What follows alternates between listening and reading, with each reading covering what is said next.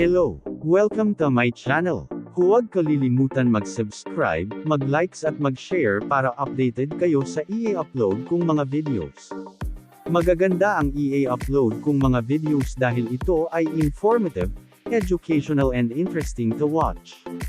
Nakakamangha at madaling maunawaan ng lahat. Marami kayong matututunan dito. Maghahatid sa inyo ng kaalaman at edukasyon. Huwag bibitiw, manood at makinig sa aking mga videos. Ang pag-uusapan natin ngayon ay tungkol sa pagpapaalis o pagtanggal sa empleyadong positibo sa HIV. Maaari bang tanggalin ng mga employer ang mga empleyado dahil sa pagiging HIV positive? Sa kaso ni Bison Management Corporation versus AAA and Pernito, Gr.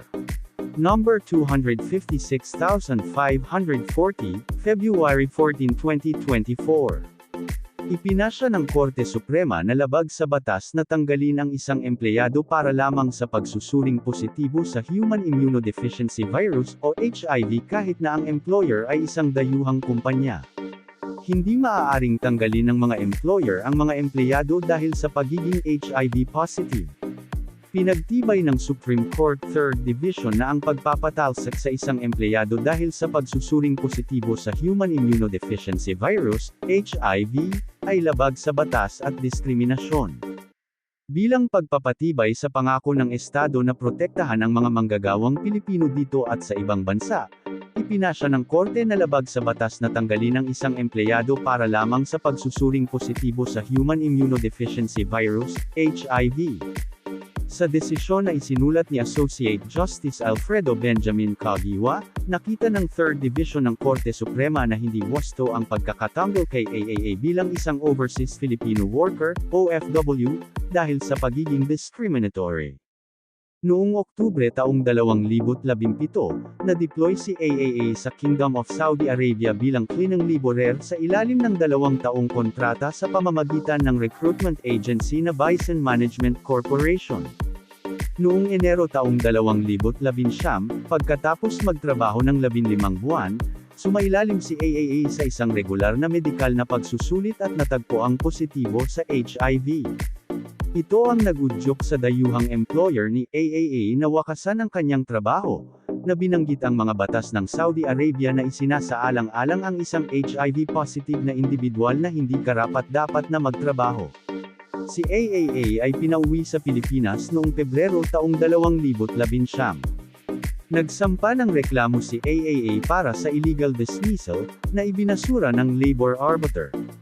Binaligtad ng National Labor Relations Commission, NLRC, ang labor arbiter at nakitang si Bison, ang presidente nito, at ang foreign recruitment agency nito na si Siraja Al Jazeera Contracting Est, ay mananagot sa iligal na pagpapaalis. Ang NLRC ay pinagtibay ng Court of Appeals, na nagudyok kay Bison na pumunta sa Korte Suprema. Ang korte ay nagpasya na si AAA ay iligal na na-dismiss at sa gayon ay may karapatan sa mga sweldo para sa hindi pa natatapos na bahagi ng kanyang kontrata sa pagtatrabaho at moral at huwarang pinsala, bukod sa iba pa.